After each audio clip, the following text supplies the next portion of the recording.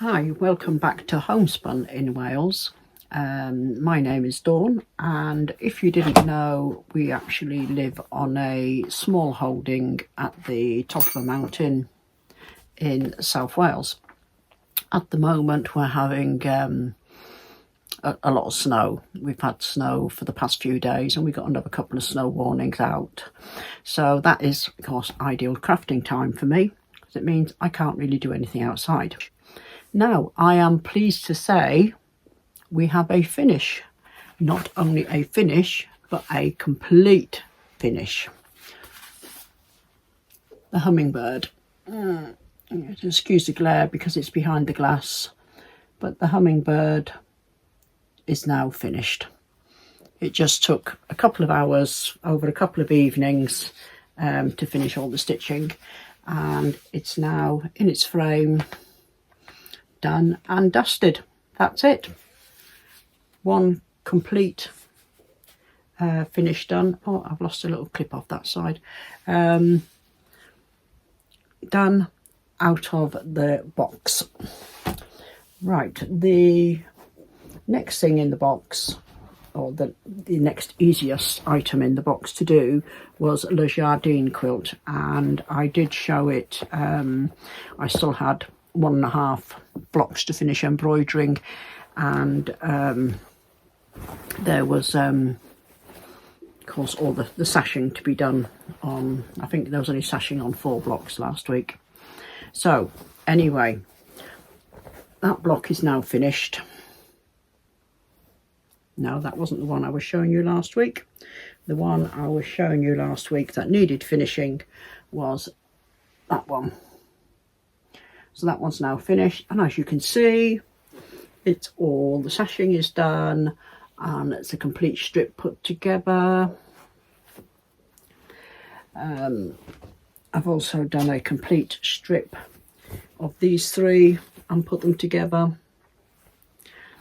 The farmhouse block is downstairs on my embroidery frame. I started stitching it last night. Hopefully I'll get it finished tonight, and then it will join these 2. All the sashing is cut ready, and then it will just be the outside border to do. Put a backing on, job finished. So that will be finished by the end of the week, I hope.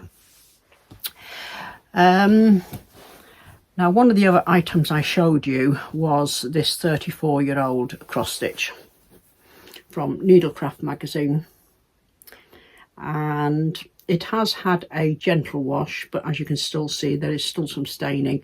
It's mainly around the outside. It smells a lot better now. It did smell really funky. I've got quite a bad stain there in the middle, just above the rabbit's head. And I don't think that's going to come out. I would say I'm about 2/3 of the way through. And this was the British Countryside sampler from the Needlecraft magazine, August-September 1991. I'm thinking get the stitching finished and then maybe tea dye it. I think coffee dyeing would be too strong for it, and it will bleach out too many of the other colours, you know, the colours that are already, oh, I'll show you properly there, stitched. But I'm hoping tea dyeing will sort of bring it in to blend this stain in a bit more, and I'm hoping this rusty needle mark down the bottom will come in, will get covered up with some stitching. But anyway, I want to finish the Jardin quilt panel off, and then get this onto a frame and start stitching it. Right, so that's them. I haven't touched the other two projects yet. The Mandy quilt, as I'm calling it, I haven't touched, and I haven't touched the Pauline Innes sampler bolster cushion. Both of them are sort of daytime projects really to be done. I don't generally sit on my sewing machines at night, but of course cross stitch and hand embroidery I do at night. So yeah, so the other thing I did get another project bag finished. Hold on, let me just fetch it. There we go. Project bags I'm just trying to make up out of scrap fabric as I'm sort of working through it. And so this will be for the cross stitch one. So that's what will go in there. Right, anything else? Yes, I've had another new book finally arrive. This one was published October 20, when was it published? Not that long ago. Was it October 2025? It was published. Yeah, October 2025, so it's fairly new out there, and I will put an affiliated link down below if you want to see it. And this is crocheted squares, and there's like a 3D surface crochet work on top of the crochet block, and that's some more of the blocks there. And there is some nice projects in the book as well. There's 35 different patterns to do, and I just thought it might be a good way, a nice pretty way of using up some of my scraps, my yarn scraps. So yeah, I don't know whether I would do all of them. I mean, that I quite like with the trees. I don't know if I'd do all of them and then put them together as like a big hanging sampler. Mind you, I've got to get them done yet. Or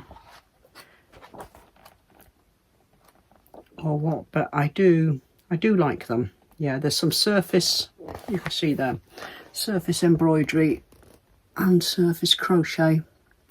So I thought that was quite a nice book. It's by Kate Eastwood.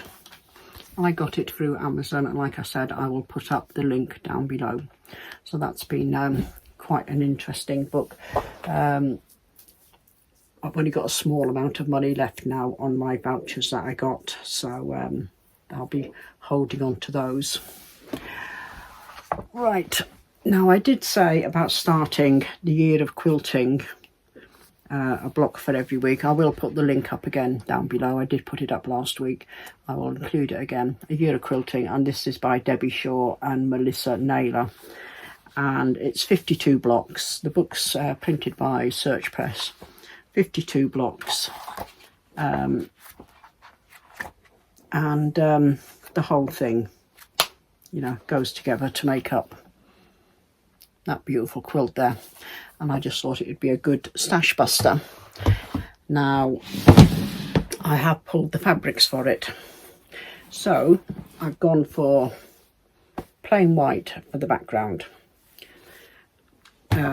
She did say a white on white, which you needed. Let me find the requirements. It says a white on white.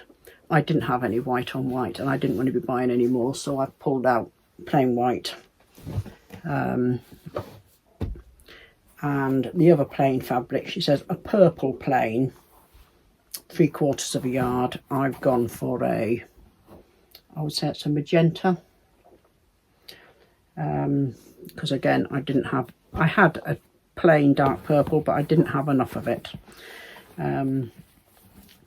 And a dark red plain, so that's my dark red, and then a yellow plain, so that's the yellow.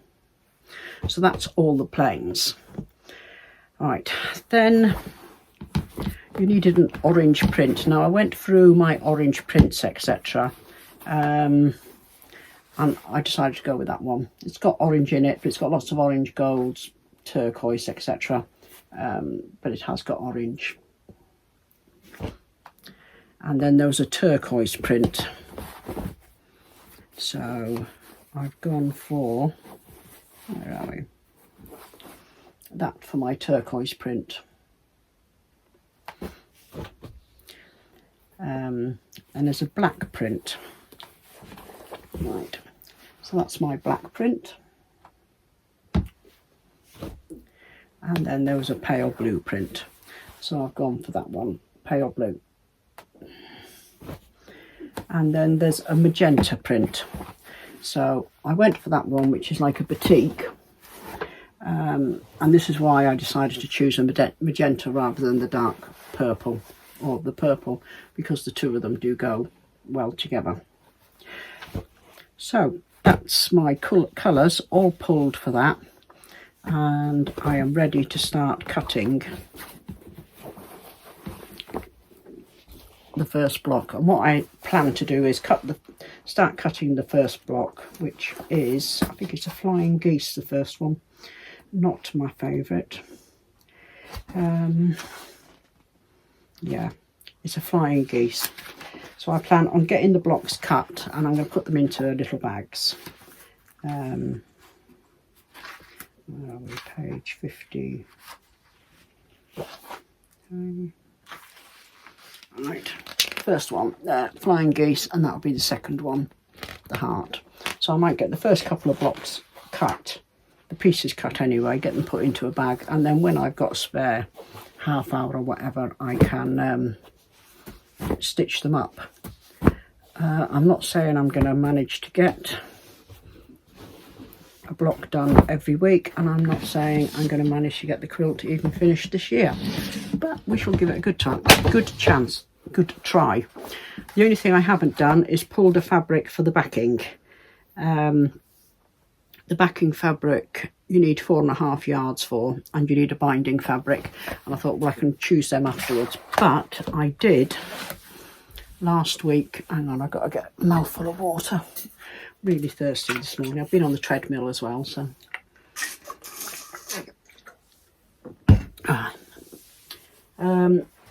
last week I went into town to pick up some bits of shopping before the snow hit, and I popped into Dunelm, and they had a 50% off sale. Now, whenever I sort of see sales like that, what I tend to look for is the duvet covers, flat sheets, anything like that I think I could use as backing for quilts. I hate paying out for extra wide backing fabric. They charge you through the nose for it. So I had a look, and I always look for 100% cotton, of course. So I got this one, and it was reduced from £24 to £12, and it's a double quilt, so that means I'll get 2 quilt backings out of that. But there's also 2 pillowcases with it, and the pillowcases will they can just get used for added to the stash, really, or included if I was going to, want to include them with the quilt to pull it all in together. So I got that one, and then I got this one, which was again reduced down to £12, and again it's a duvet cover, double bed size, and it's got 2 pillowcases. Now this one is reversible, so you've got this colour on one side and this colour on the other side. So for £12, that to me is very good value, and again it's 100% cotton. I do have to be careful, make sure I pick cotton and not poly cotton for my quilts, or the soft like a microfiber cotton or brush cotton. So you do have to be careful, read the label properly. They did have some single bed quilts there for about £7 with some lovely designs on, but the single bed quilt size isn't a lot of what I do. I tend to go for king size, or I go for double. Now I have before last year. I can't remember if I did a video on it or not. Can't remember. I used a plain white duvet that I got. I'll see if I can find a photo of it, and if I can, I'll pop it up. And instead of doing a quilt, I did a quilted duvet cover. So the top of the quilt, I did a Japanese fabric quilted design, or quilted blocks. And what I did was I cut up the top of I separated the duvet cover top and bottom, so the bottom was being used for the back. The top I used for all the sashing and between the blocks and the borders, etc. It was just plain white, and I got an Egyptian cotton one, and in between it's all the Japanese fabrics. And then I reassembled the top of the quilt onto the bottom of the quilt, so I still had the poppers there to fasten it all, and it's used as a duvet cover in the spare bedroom. And that was very, very enjoyable to do. It's worked out very well, and it's a good way of getting the quilts used, because a lot of the time the quilts will just get used over the backs of the chairs and sofas, maybe on the top of a bed, but then it's folded back. But the duvet cover, you're actually putting it on the duvet, so it did get used. It does get used. It goes on the bed in the guest bedroom in the summertime, because it's a cool Egyptian cotton. The rest of my days, I've wasted 3 days this week, which I was very disappointed with. I spent 3 days hunting for the other, let me just grab it a minute, because it's in one of these that I mentioned. I said about the Dream Big panels, and I showed you the one that I've already done and the one that I'm halfway through doing, and I'm transferring them into these big box files. I have spent 3 days tearing the place apart, this sewing room and my cabin, going through all the boxes of fabrics looking for the other 2 panels. I had a Christmas panel and I had what I call a summer panel. The summer panel is a rose one, and it was in a sepia. And I knew I had the panel sitting, not the Christmas one, the sepia one, over there on top of a little box. And it has sat there for months in its bag.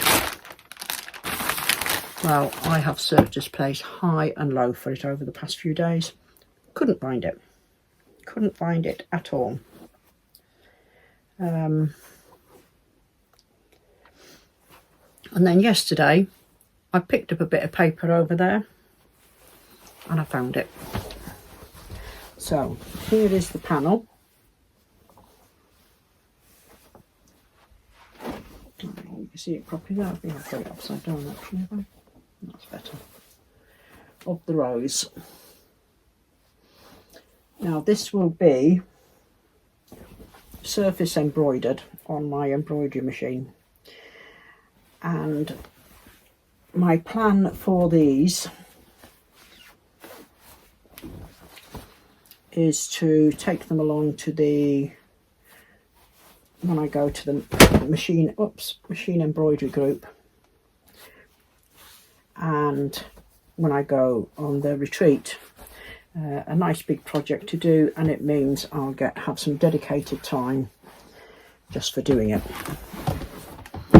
So yesterday I found the panel.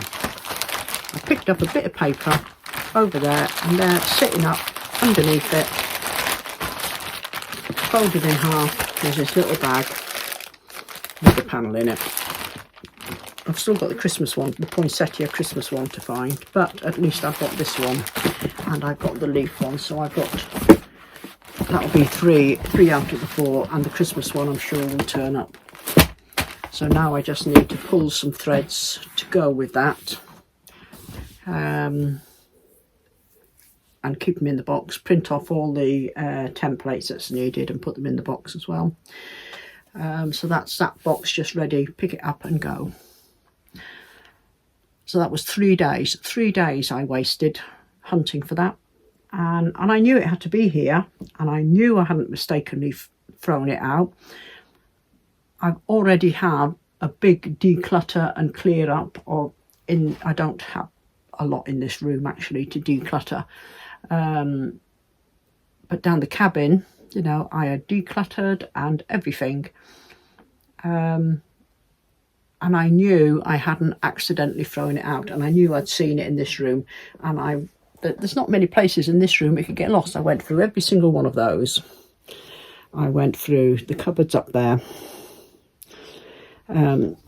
Down there I've got, you probably can't see them properly, but there's IKEA cubes of fabric, and there's more cubes there of fabric, and you know, and there's a few bales of fabric up the top, so there's nowhere really in here it could have been hidden.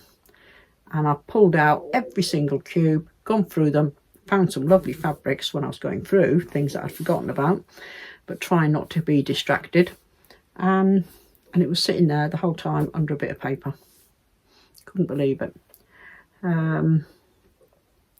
Yeah, so I'm sure the Christmas one, because they fold up quite small, the Christmas one will be there somewhere.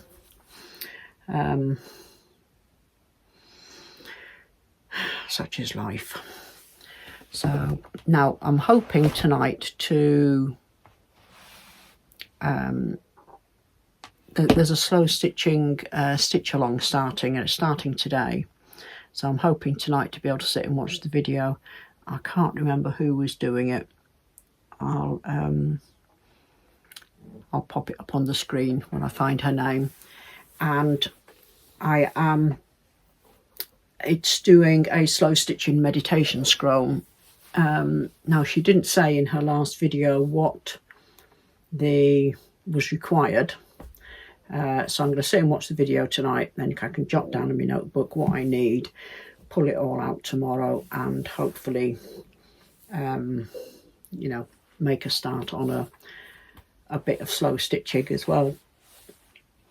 So that's, and I can show you that next time round, and hopefully I will have another couple of finishes to show you next time round, and hopefully a couple of quilt blocks. The other thing I've been getting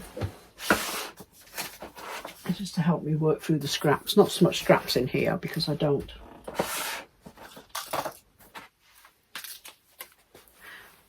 They're the little bits of scraps that I have in here. You know, there's not a lot. And yeah, and of course these bits are all what I class as scraps, but they're used sort of in applique, and I go there first for small projects. Oh, I got this one, triangles on a roll. This one arrived the other day. There's another 2 bigger ones on the way, but the post and deliveries is all delayed because it's very white out there. We live up a mountain, so it's yeah, the roads aren't passable at the moment. So for this, you need, or to do these scraps, I will do them on a little video to show you what I'm doing. You cut your fabrics 2.5 inches wide by the desired length. So say that was my length of fabric, 2.5 inches wide. And you put them, 2 bits of fabric, put them right sides together, pin the paper on top, following the arrows. So on the dashed lines, using a 1.5 stitch length, there's the dashed lines, and you sew like that, going up one, down the other, because you're stitching on the bias, so you're not going to stretch your fabric and pull it out of shape. And then you cut on the solid lines and tear away. Now once you've cut on the solid lines, you then end up with a little 2 squares from each little thing here. Press them out, and there you'll have perfect little triangles. So I'm hoping to sort of work through some scraps. This one is it's a 1-inch finished half square triangle. I think the other one I've got coming is a 2.5 inch, and I think I've got the other one is a bit bigger.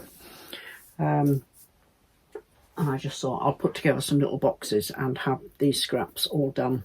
I'm going to try and be in control of scraps this year. Down in the cabin I get a lot more bigger pieces of scraps because that's what I do all my quilting, etc. Yeah, so as well as a year of work in progress and unfinished projects, it's going to be a year of tackling the scraps and everything as well, and tiny little pieces that I know I'm not going to use for anything, like little trimmings and that. These, they don't get wasted, they get laid out on the table, gone over several times with the rotary cutter, and there's bits of wadding in here as well and everything, and they get used to fill dog beds for the dog rescue. I buy in cheap fleece blankets and machine round 3 sides, stuff it through the other side, fold it over, overlock it or whatever, and that's it. They can go down to the dog rescue for little beds. I try and do them all different sizes, and I usually end up with a big thing in this room, and there's one down the cabin, and when it gets full, that's when I make the beds. So that's it. Right, I'm going to wind up there. Thank you very much for tuning in, and welcome to all the new subscribers. Really appreciate you coming along. I'll have a weekly update on my craft vlog next week. I might do a little video in between showing the little triangles or showing the blocks being done for the quilting year. You know, little things like that, but the main craft vlog will be in a week's time. So thank you very much for coming along and joining me today. I hope you all take care and you're enjoying the seasonal weather if you've got snow like us. Stay safe, and please subscribe, hit the notifications, ask questions down below, whatever. All right, bye bye.